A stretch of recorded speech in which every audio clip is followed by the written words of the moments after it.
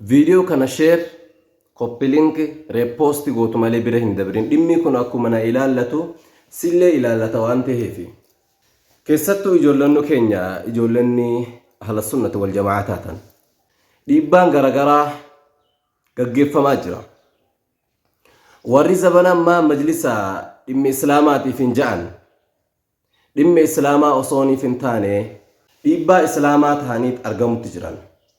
Bakka garagaraatitti masjiida jalaa saamuudhaan masjiida keessaa baasuudhaan dirree iidaa isaanii kan ammata meeqa irratti salaataa turan warra hoggansarra jiru kan seera mootummaatiin osoo hin taane seera kiisha isaaniitiin deeman wajjiidhaan daheeffatuudhaan bakka garagaraatitti dhiibbaa garagaraa gaggeessaa jiran. Fakkeenyan isinii kanna tokko kan irraa dubbachuudhaaf dhufe hedduudha waan ta'eef kaanis takka lama jeetiin isinii tarreessa.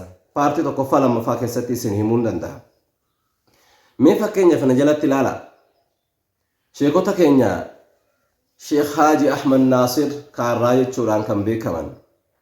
Godina Harargee lixaa aanaa Odaa Bultum keessatti kan argaman. Dirree iidaa isaanii kan amata baay'ee itti salaataa turan.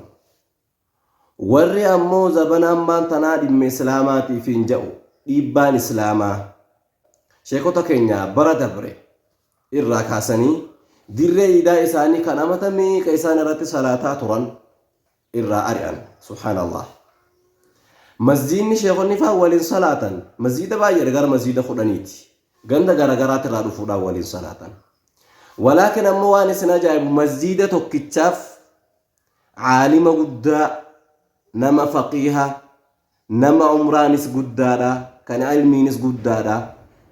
Kota arra aangoon keessanii miti nuutu aangoo harkaa qaba jechuudhaan dirree iidaati irraa baasanii kunoo akkuma argaa jirtan kana waan godhan hin qaban. Nageenya biyyaatiif jecha isaanis silaa bara akkuma kun onnee qabu isaanis onnee qaban falmatanii girgiri godhuu hin wallaalle.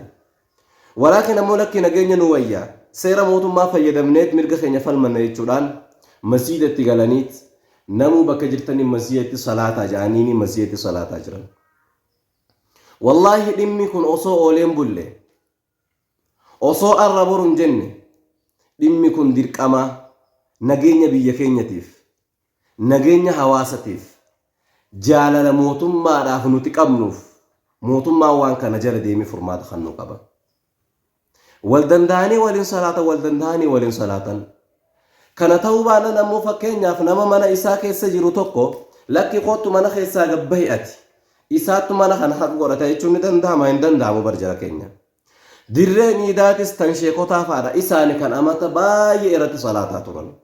Garuu arra ammoo warra masjiida tokkichaatiif yeroo dirreen iidaa kun murtaa'u hagam takka namatti dhaga'ama.